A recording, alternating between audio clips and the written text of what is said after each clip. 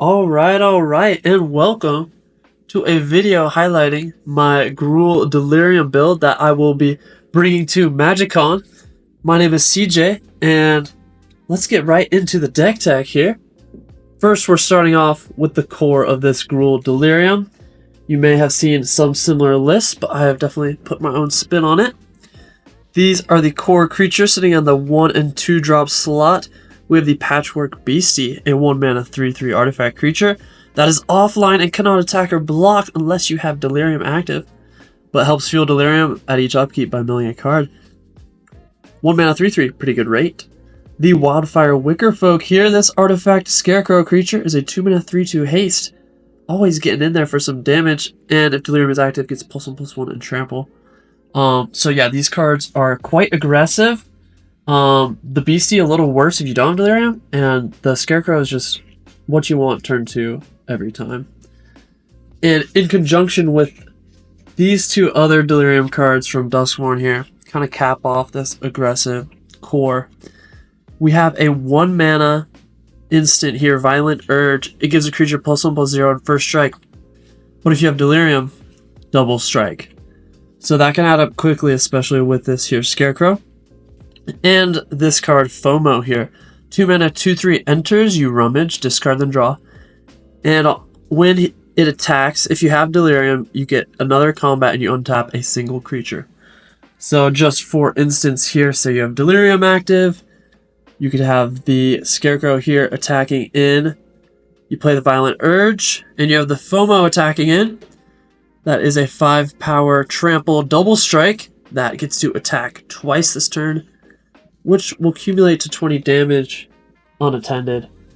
I have not seen this here dream scenario come up yet, but this deck has been proving quite well in my limited playtesting here.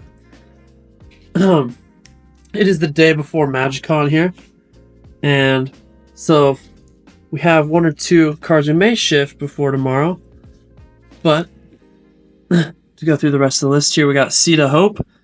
Helps smooth out them draws, get that Delirium rolling. We got some other 1-drop style cards here to get rid of some pesky creatures or to get them for some more damage. What's nice about these ones is this one here lets you manifest, dread, get some more cards in the yard. This one, and these are from Tarkir with the new Harmonize keyword, and so they can be played from the yard.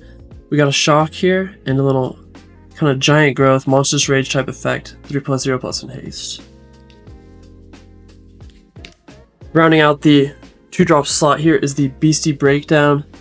It is a bite spell for 2 mana, and if you have Delirium, your creature gets 2 counters. Just keeping up with this aggressive theme, getting rid of the creatures. The big next slot here, which may be a little over full, this may be a slot I tamper with before tomorrow, is the 3-drop slot, starting with 4 Fear of Being Hunted. I think this one's a little overlooked. It's a 3-mana 4/2 haste. It's nice that it's also an enchantment creature, so it helps you get that Delirium and just stay on that aggressive train.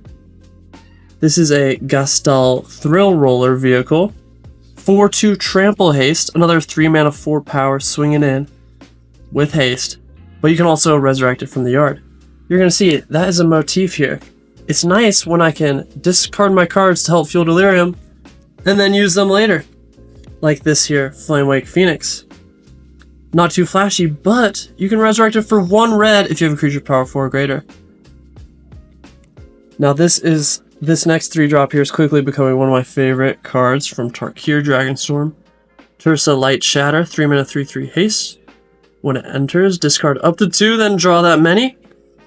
And she can help you get some card advantage. If you have 7 or more cards in your yard, you get to play one at random when she attacks. Yeah, love her in Reanimator builds as well. And I think she's just doing work as another 3-drop hasty. Helps you fill your yard for Delirium. Everything you want. Screaming Nemesis, if you play Standard, you've seen this card. Fantastic. And so we got the high end here. We have, most notably, I think this card is fantastic. Balustrade Worm. 5-mana 5/5 trample haste uncounterable. So you're dropping this thing, attacking for another 5 on top of your 2s and 3s that you got rolling with. And you can also, if you have Delirium, resurrect it for 4 mana. So kind of everything you want at that top end there. 5 more damage coming through. And then we got 2 Planeswalker cards here, which is nice for that Delirium. Aetherspark being an artifact and Planeswalker. Pretty sweet if you discard it. And I think these cards help with the aggressive theme. They're a little less aggressive, but you know, only dedicating 1 or 2 slots because these will help in those mid-range matchups where they kill your creatures and you need a little more staying power. And also some pretty fun ones to play with. And then we also have a fun of here in the Pyrewood Gearhulk. Just a little fun of here. We'll see if it makes it into tomorrow.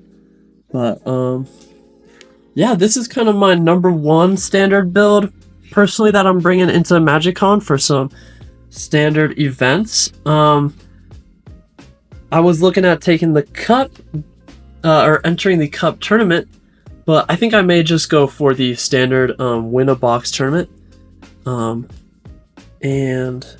yeah, metagame considerations, Izzet Prowess is like the #1 slot, and then probably coming up in #2 is blue-white Omniscience. So you got this super aggressive, hard to stop Prowess deck, and a turn 4 enchantment graveyard combo. And so I figure my kind of more dirtily mid-range, I have a blue-black enchantment and a little Abzan Reanimator build. They just kind of won't get the job done. And so in this kind of open pool with Izzet Prowess and Omniscience at the top, I figure aggro is the way to go. And after playtesting the past day or 2 here, have been very pleased with how it's performing. And yeah, just pretty simple mana base. We just want a lot of basics because aggro, I want that coming on tap. These Verges are pretty nice. But other than that, that is my Gruul Delirium build. And thanks for joining me. Alright, and welcome to the sideboard portion of the Gruul Delirium build. Here, I think I will start with the prime sideboard card I found, which is a little common from Tarkir Dragonstorm, Heritage Reclamation. It's a 2-mana instant with 3 options here. Choose one, hit and destroy an artifact or an enchantment, or you can exile up to 1 target card from a graveyard and draw a card. Yeah, this seems perfect as it's a naturalize, which importantly hits Kori Steelcutter here in the meta, but also is great against Omniscience with that 3rd relevant text there. So I think this card's fantastic and running 4 in the sideboard. Now another very powerful, versatile effect, similar effect here from Murders at Carla Manor. Pick your poison 1 mana. Each opponent can sacrifice an artifact, sacrifice an enchantment, or lose a creature with flying. At only 1 mana, you can choose one of those 3 options. So again, pretty good against Kori Steelcutter, your artifacts, enchantment stuff, and at really good rate at 1 mana. So speaking of Kori Steelcutter, we got 2 more options here for the blue-red Izzet Prowess matchup. We have a pretty classic here, Abrade, a removal spell for either a creature or an artifact. We have Pyroclasm, which can get rid of multiple pesky monk tokens. Hopefully not taking out my own creatures, so we'll have to see how this one performs, that aspect. This card I feel like people may be sleeping on, as it's a 3-mana instant that domes a creature for 5, but then exiles the attached equipment. So against those Kori Steel matchups, hopefully this will come in handy. And then the Omniscience matchups and Graveyard matchups, we got a Ghost Vacuum, as well as 2 similar creatures here, which are also aggressive, which is pretty nice. A lot of lists are running this Raccoon Scout here in the main. It's pretty aggressive at a 2-mana 3/3.